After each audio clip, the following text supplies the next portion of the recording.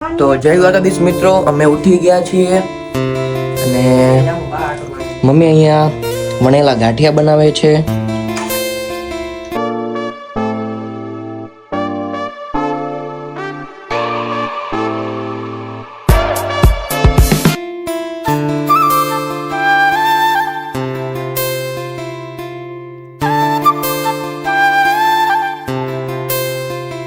તો મિત્રો, નાસ્તો કરીને અમારી માણકીને લઈને અમે નીકળી ગયા છીએ ગામમાં.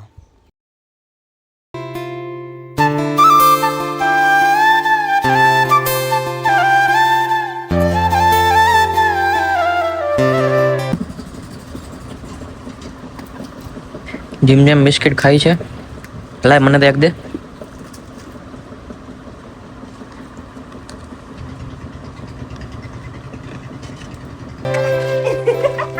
હાલો ક્રિશભાઈ, ડેલો ખોલી લ્યો.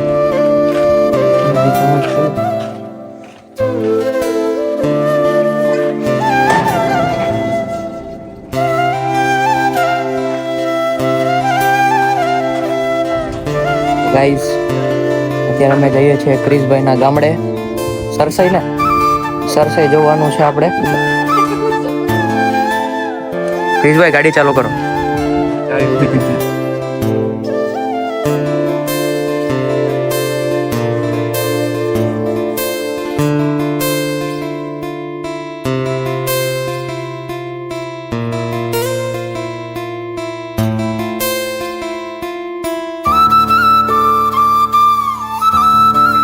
મિત્રો, આ જંગલવાળો રસ્તો છે અને અહીંયા અમને બકરી જોવા મળી છે. બહુ બધી બકરી છે જંગલમાં અને અહીંયા સિંહ પણ જોવા મળી શકે છે.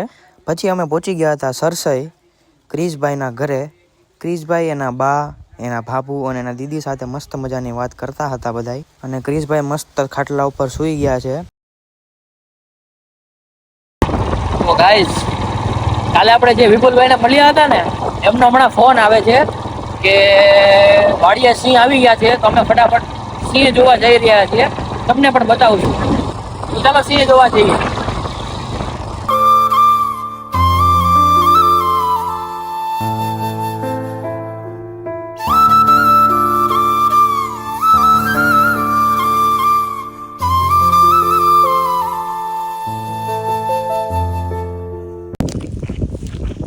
તો મિત્રો, અમે વાડિયા પહોંચી ગયા છીએ.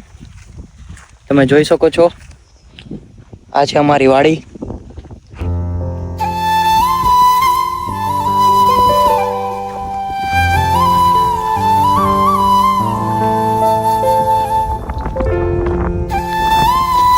આ આખી આપણી વાડી છે.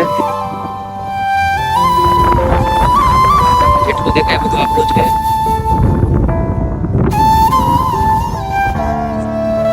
કેસર કેરી છે, આપણો આંબો છે. વાડી આંબો છે. આંબાના લગભગ 100 વર્ષ જેટલા થઈ ગયા છે. આંબાના એટલા વર્ષ ત્યાં છે. તો મિત્રો, અમારા વાડીની પાછળ આંબાજોર નામની એક નદી નીકળે છે. ત્યાં અમને એક સિંહણ અને એની સાથે 4 બચ્ચા જોવા મળ્યા. તમે આ કુદરતી નજારો જોઈ શકો છો.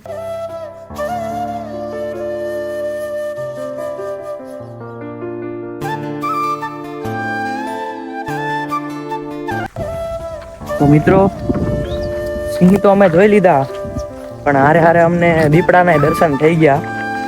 એ વિડીયો હું આગળ મૂકીશ, તમે જોજો.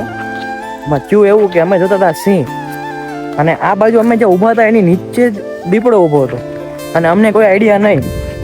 એટલે દીપડો અમારી સામે થઈ ગયો, એટલે અમારે ભાગવું પડ્યું. એટલે હું પ્રોપર વિડીયો શૂટ ન કરી શક્યો.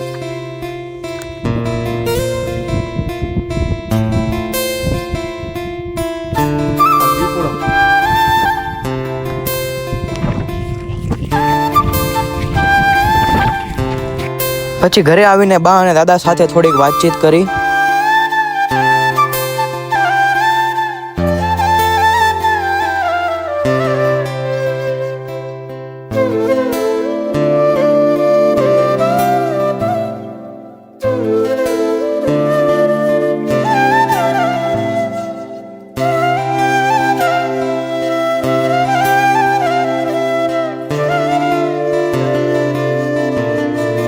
પછી એન્ટ્રી પાડી ક્રિશભાઈની. પછી મિત્રો રાત્રે ખાઈ પીને જમીને અમે નીકળી ગયા નાઇટ આઉટ માટે.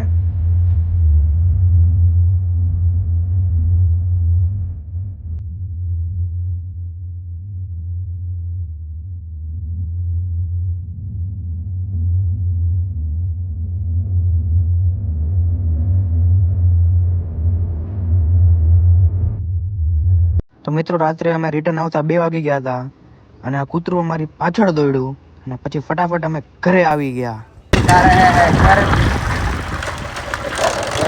આવી ગયા છીએ તો આજના વ્લોગનો એન્ડ હું કરીશ.